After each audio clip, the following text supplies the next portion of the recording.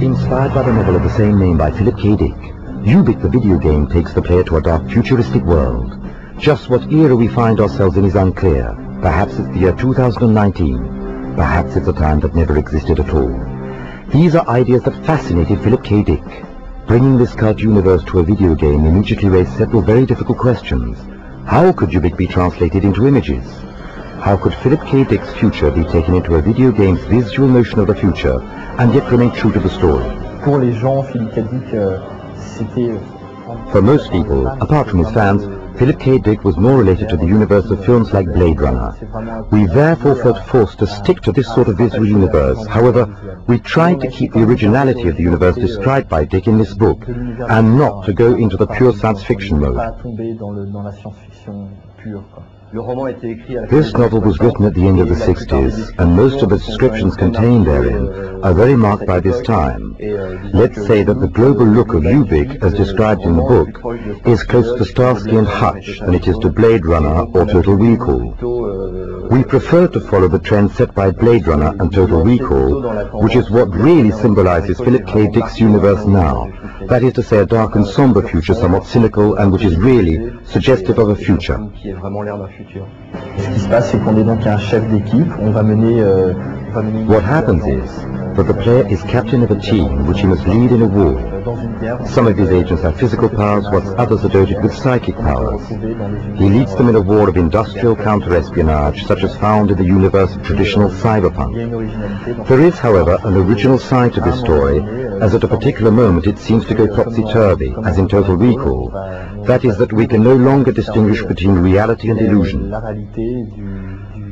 There are 110 characters which can be used to interact with one another, as well as 10 to 15 places dotted about the world, and even out of the world.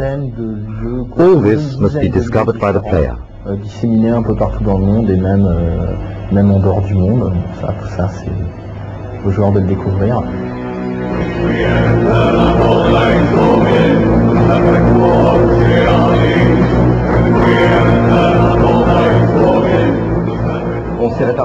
Like in all self-respecting games, we divided the work up methodically. The first phase of the work was the pre-production phase. That's the moment where we try to decide what it is that we can do once we have a license for a work such as Ubik. What can we do with such rich material? We take decisions. We say the game could be like this or like that. We get ideas. We could design a strategy game. But then why not add some adventure? Briefly we confront all our ideas. At the end we have a Bible called Game Design, from which we did not deviate by one iota. In other words, what was written 2 years ago is what the player can now discover and experiment.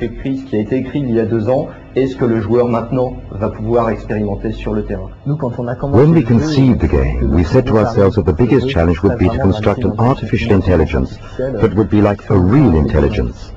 This hasn't really been done up until now. I don't mean to say that it is us that have invented it, but we really wanted to create something whereby the player could say that his characters have their own lives and are not mere puppets of the player. We worked a great deal on this, especially with Eric Simon, who helped a lot.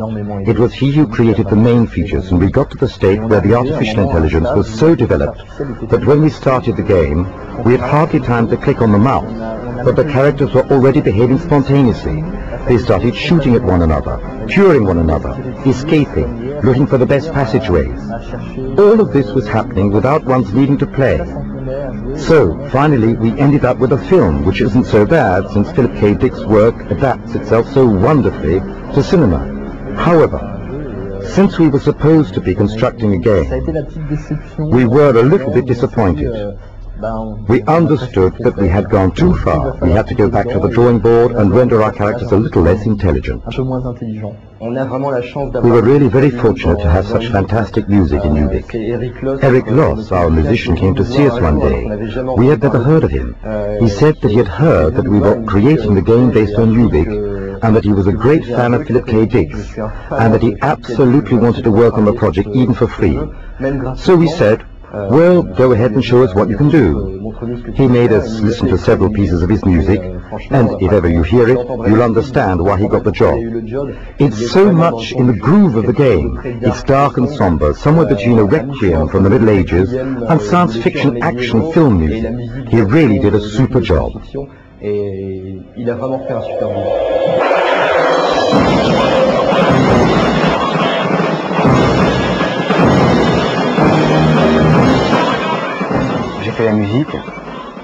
I composed the music based on choices as close as possible to film-style orchestral music. I'd like to call it Gothic orchestral trash. Before knowing that I was going to work on the project, I had already read the novel in which there are several little musical references. For example, when Joe Cheap, the main character, goes into the moratorium, there's a little phrase where he says that he can hear the Liberame by Verdi in the distance. This suggested something of a classical orchestral nature to me, and gave me a direction just like that. I didn't even have to think about it. It was obvious to me that it would be orchestral music. All orchestral sounding music is done on home studio equipment, i.e. synthesizer, sampler, computer, all connected to one another on the MIDI norm, and everything else as far as electronical bric-a-brac is concerned. However, I have also tried to incorporate as much as possible acoustic instruments so as to confer a human and lively dimension to the ensemble, even if I still consider that the machines should be considered as instruments in their own right, just as a piano or a guitar, since there are people who are able to fully express themselves on such machines. Take rappers, for example. One could communicate all kinds of feelings on these machines, if they're used in a humane fashion.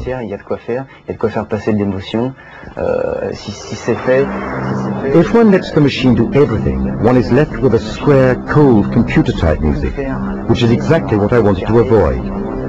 I tried to keep a warm and human dimension by trying to forget that 80% of the result was created by machines.